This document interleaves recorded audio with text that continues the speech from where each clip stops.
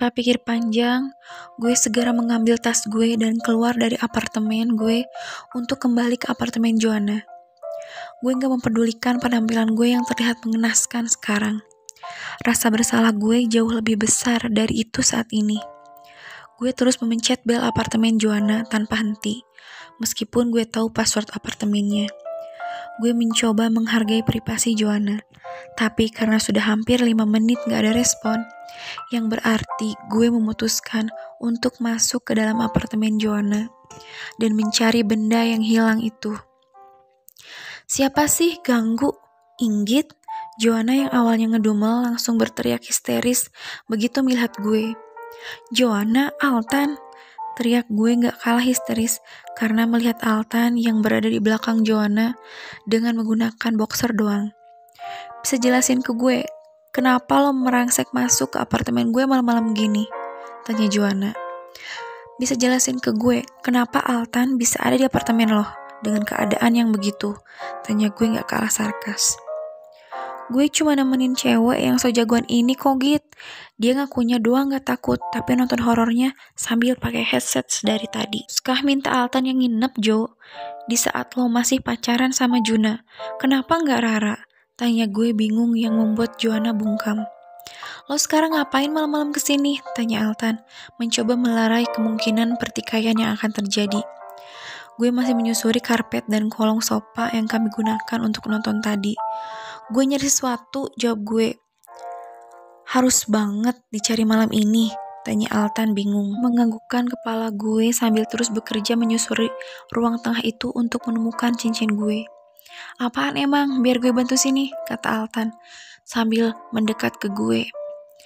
Gue memejamkan mata gue dan menghela napas panjang. Mungkin memang sudah saatnya gue memberitahu semuanya sekarang. Cincin, jawab gue sambil masih mencari. Dan Altan kini juga mulai mencari cincin gue. Gak bisa besok aja apa Git? Cincin doang kan? Lo kan banyak duit ini. Minta dibeliin lagi sama bokap lo juga jadi, kata Altan yang masih terus berusaha mencari. Itu cincin nikah gue, Altan. Hah? Aduh, teriak Joanna dan Altan bersamaan. Joanna terkejut mendengar omongan gue barusan, sementara Altan kejedot meja karena kaget juga. Lo nikah sama siapa? Tanya Joanna sambil menarik gue untuk duduk di sofa. Gue udah berasa di sidang sekarang. Altan yang masih sibuk mengusap kepalanya mengakhiri proses pencariannya di kolong meja dan memfokuskan diri ke gue dan Joanna. Pak Arya, cicit gue yang membuat ekspresi Joanna dan Altan mendadak horor. Pak Arya, kan Ebo Kering, dosen killer yang ngajar kita, dosen pembimbing lo. Jadi dia nikahnya sama lo? Tanya Altan berturut-turut tanpa henti. Weh, bohong ya lo? Tanya Joanna gak percaya. Set dah, benjol gue mendadak gak sakit sekarang. Ceritain lo, brengsek ya lo nikah sama dosen sendiri gak bilang, protes Altan. Ceritanya panjang, mau sampai subuh lo cerita juga, gue dengerin cerita, kata Joanna memaksa. Gue akan cerita, tapi nanti sekarang yang terpenting buat gue adalah untuk nemuin cincin itu. Akhirnya Joanna dan Altan pun membantu gue untuk mencari cincin itu. Tapi udah berjam-jam kita mencari, cincin itu gak ketemu. Pak Arya marah cincinnya hilang, tanya Joanna yang membuat gue kembali menangis. Kayaknya iya Jo, gue takut banget sekarang kalau beneran hilang gimana? Tadi lo balik bareng Kara kan? Udah tanya dia belum? Tanya Altan. Mendengar omongan Altan membuat gue segera mengambil tas dan keluar dari apartemen. Lo mau kemana tengah malam gini? Tunggu gue pakai celana sama baju dulu. Ketahuan laki lo gue bisa dapet nanti, teriak Altan. Lo temenin Joanna aja, balas gue berteriak. Weh Git, laki bini sama aja batunya, umpat Altan sambil beranjak ke dalam kamar dan mengambil baju dan celananya. Kebetulan ada taksi yang baru saja menurunkan penumpang di lobi apartemen Joanna. Sehingga gue langsung masuk ke dalam taksi itu dan mengucapkan alamat Kara yang gue hafal di luar kepala. Gue sampai di depan rumah Kara yang membayar taksi yang gue tumpangi. Cuaca mulai gerimis di saat gue membangunkan satpam rumah Kara yang kaget lihat gue datang di tengah malam begini. "Non, ngapain malam-malam kesini?" tanya satpam itu. "Saya perlu ketemu Kara." Satpam itu pun membuka pagar besar rumah Kara saat hujan mulai mengguyur semakin deras. "Non, ini dipakai payungnya," kata satpam itu begitu pintu gerbang sudah terbuka. Gue udah terlanjur basah dan payung ini gak membantu banyak, tapi gue menghargai bapak itu sehingga payungnya gue pakai. Gue sempat disuruh masuk ke dalam rumah Kara, namun gue menolak. Gue lebih memilih menunggu Kara di luar, karena bagaimanapun seorang perempuan gak baik pergi ke rumah laki-laki di saat gak ada orang lain di rumah itu. Makanya gue lebih memilih menunggu di luar. Wajah Kara terlihat luar biasa khawatir begitu lihat gue yang kuyup berada di depan rumahnya. "Kara, kamu ngapain malam-malam kesini?" tanya Kara bingung. Dia menyuruh satpam rumahnya mengambilkan handuk untuk gue. "Ayo masuk," ajak Kara yang gue tolak. Gue gak mau bikin kecewa suami gue lebih jauh lagi. Kara segera memakaikan gue handuk dan mengeringkan kepala gue yang basah karena terkena air hujan. "Kamu ngapain kesini malam-malam, Git?" tanya Kara bingung. "Aku mencari sesuatu, Kara. Mungkin kamu lihat atau nemuin benda yang aku cari," kata gue yang membuat pergerakan Kara untuk mengeringkan rambut gue terhenti.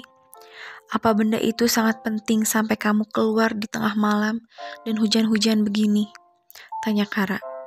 "Apakah cincin pernikahan gue penting?" tanya gue sama diri gue sendiri.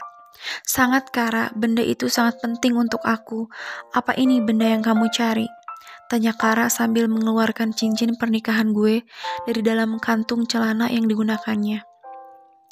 Gue menganggukkan kepala gue dan terisak pelan saat Kara memberikan cincin itu dan memasangkannya di jari manis gue, tempat di mana seharusnya benda itu berada.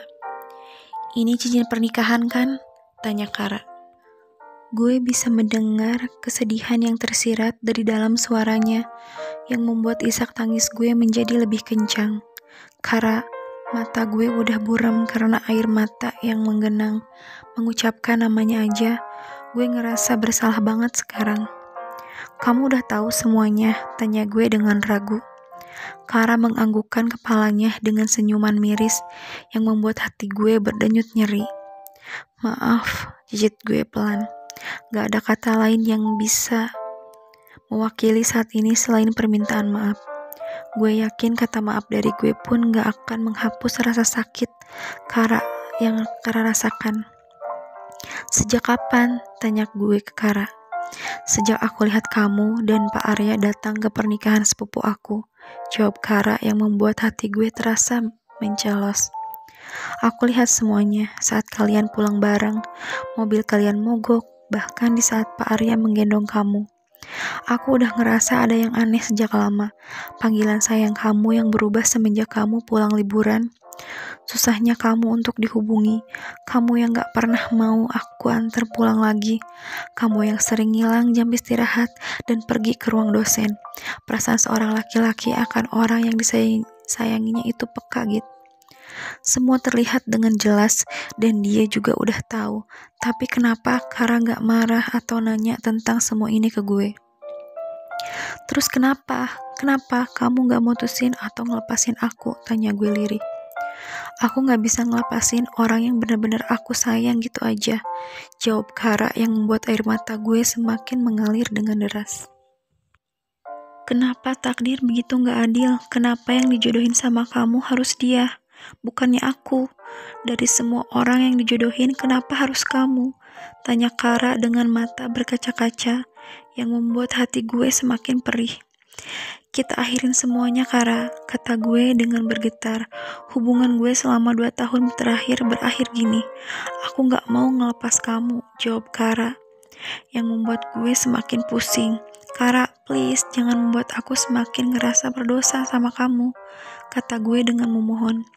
Masihkah ada harapan untuk aku bisa bareng sama kamu, Git? Aku udah nikah, Kara. Tolong ngertiin aku. Jangan membuat semua ini semakin sulit buat kamu maupun aku. Kamu masih sayang aku kan? Tanya Kara yang membuat gue terdiam. Sejujurnya, gue masih sayang sama Kara, tapi Pak Arya adalah suami sah gue. Diam tandanya iya bukan? Tanya Kara lagi. Perhatian kami teralihkan saat ada 2 mobil masuk ke pekarangan rumah Kara. Gue mengenal dengan jelas pemilik mobil itu. Mobil itu milik Altan dan juga suami gue, Pak Arya. Gue bisa lihat Altan keluar dari mobilnya bersama Yuda dan Joanna yang menatap gue dan Kara dengan horor. Dan Pak Arya keluar dari dalam mobil dengan wajah datarnya. Suasana terasa begitu kaku dan juga canggung sampai Pak Arya beranjak menghampiri gue dan menyingkirkan handuk yang Kara sampirkan di bahu gue. Pak Arya memberikan handuk itu kepada Kara dan mengucapkan terima kasih dengan formal. Sementara Altan, Joanna, dan Yuda terlihat luar biasa cemas saat ini. Pulang, sudah malam, kata Pak Arya masih dengan nada dinginnya yang membuat gue takut. Gue masih terdiam sampai Pak Arya menggenggam tangan gue dan menarik gue pergi menjauh. Cincin dia jatuh di mobil saya, kata Kara. Tiba-tiba yang membuat Pak Arya menghentikan langkahnya. Hal itu membuat gue dan juga teman-teman gue yang berada di sana menahan napas. Pak Arya menolehkan wajahnya ke arah Kara yang membuat gue berdoa dalam hati, semoga gak ada kejadian yang lebih jauh seperti baku hantam dan juga lain-lainnya. Itu bukan salah dia, karena dia terburu-buru untuk sampai apartemennya. Jelas Kara ke Pak Arya yang membuat air mata gue mengalir lagi. Kara bahkan membela gue di depan suami gue sendiri, di saat dia tahu bahwa gue udah menikah dan gak jujur sama dia selama ini. Terima kasih untuk informasinya, tapi ini sudah malam dan istri saya butuh istirahat, kata Pak Arya seakan menegaskan kembali ke Kara akan status kami sekarang. Mungkin beginilah jika kedua orang diam mencoba berargumen. Kara membela gue dengan caranya sendiri, begitupun dengan Pak Arya. Dia menegaskan status pernikahan kami dengan caranya sendiri. Tidak ada respon lebih jauh dari Kara yang membuat Pak Arya membukakan pintu mobil untuk gue dan memakaikan gue jaket yang sedang ia gunakan. Setelah memastikan gue masuk ke dalam mobil dan memakai safety, ia menghampiri teman-teman gue untuk mengucapkan terima kasih. Setelahnya kami pulang dalam keadaan penuh keheningan dan juga canggung. Gue memilih untuk masuk ke dalam kamar dan membersihkan diri gue karena hujan tadi sebelum beranjak tidur, dan Pak Arya gak masuk ke dalam kamar hingga pagi menjelang.